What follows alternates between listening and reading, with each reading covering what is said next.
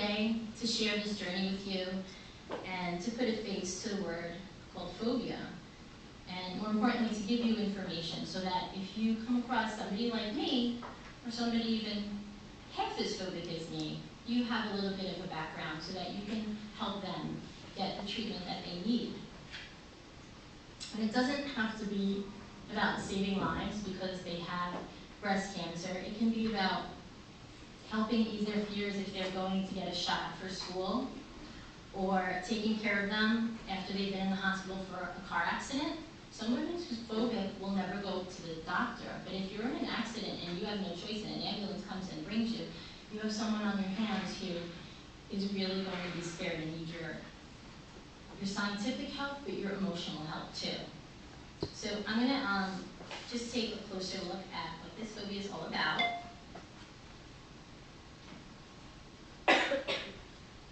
So it's a specific phobia, which is a strong, irrational fear to an object, place, or situation. You guys might be afraid of something yourself, maybe dogs, or sharks, or spiders. My situation is anything medical related. People who suffer from this particular phobia are afraid of needles, blood, seeing injuries like the man on the subway, and medical procedures. And 10% of Americans suffer from this, so that's 33 million people, which is probably a lot more than you might think.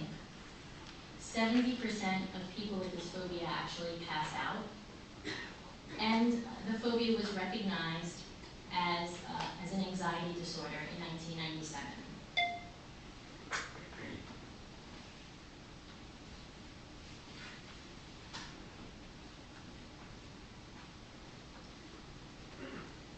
So a phobic patient is really affected by their fears a lot more than statistics. It could be a sleepless night before an appointment. My doctors had no idea that before I went to see them during this cancer journey, I was having my favorite supper for dinner as though it were my last supper, meditating, walking the dog, playing Scrabble with my husband for hours. It would be like 2 a.m. and I'd be like, no, one more word. And he's like, I'm tired, we have to go to sleep. And I'm like, no, you don't understand. If we go to sleep, it's morning. And if it's morning, I have to get in the car and go. And I don't want to go. So you're staying up with me. Poor guys, playing Scrabble through the night.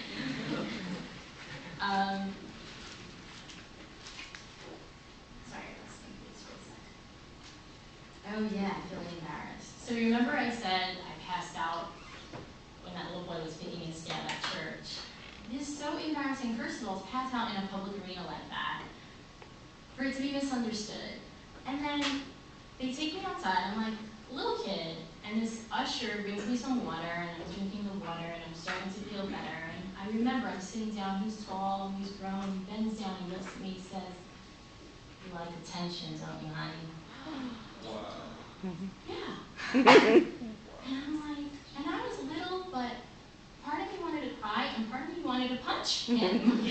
Because everyone wants attention, but not that kind of attention, not at all. So it's a very misunderstood thing, and it makes you feel really bad about yourself sometimes.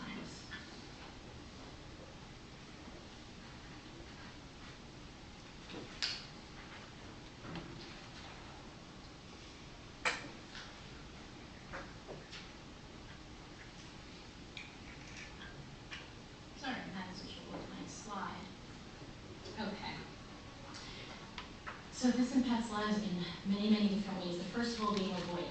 Avoiding your medical care. And I'm not just talking like physician. I'm talking dentist. I'm talking dermatologist. I went through my teenage years with acne, would never go to a dermatologist. Foot care, anything else. People just avoid physicians as much as possible. Then if you actually become diagnosed with something, diabetic patients actually perform fewer glucose measurements and have poor glycemic control if they suffer from this phobia. Multiple sclerosis patients can't self-inject because they're afraid. 47% of people on dialysis and needle phobia kept them from treatment. This is a really serious figure. I mean, this is something where this is your greatest fear ever. You know, you're afraid of sharks, so you don't go in the water. And that's a shame, because you want to enjoy when you go to Turks and Caicos. Nobody tells you, if you don't go in that water, you're gonna die. Insurance coverage, you have to get health exams to get insurance coverage. So here, your own life and your family are sort of depending on you to have that insurance coverage, and there are a lot of people who don't get it because they're afraid to test involved. I had to get a vaccine to get into college. I was due for my MMR booster shot. It was like the worst worst news you could give me in the whole world. I got the letter in the mail. I had till November 19th to get the shot, or else I couldn't go to school. I waited till November 19th to go to the doctor.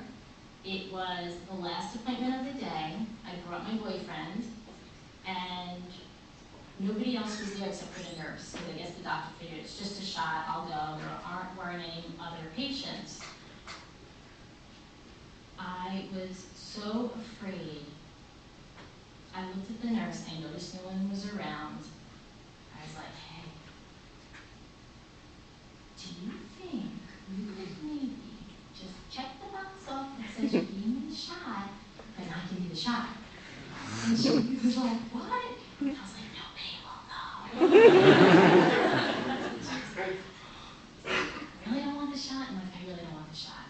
She was like, you don't have to get the shot. I'm like, I don't have to get the shot? She was like, yeah, you don't have to go to college. I was like, great. So I sat down. I had no choice. My mom would kill me if I wasn't going to go to college. I sat down. My boyfriend sat in front of me. I put my arms around his waist. She gave me the shot. I'm screaming, I'm going to pass out, I'm going to pass out, I'm going to pass out. She's like, pass out, it's done. So I actually didn't pass out, but I got very, very, very woozy. By then I started to figure out how to kind of control it. So I breathed, I got my energy back up. My boyfriend took me out for an ice cream cone, and it was a little better, but it was a tough experience. And you know what? Some people would have left, and I happened to stay. Career affected me too. Sometimes you need to get a physical exam to take a job. And I was right out of college. I had two jobs available to me, offered to me. One was to work downtown as a reporter on Wall Street. It was a very low-paying job. It was a very prestigious job. The other one was to work for a woman's lifestyle magazine, which was also a great job. The first one required a full medical exam with blood test. The second one required no medical exam and no blood test. The first one paid $10,000 more.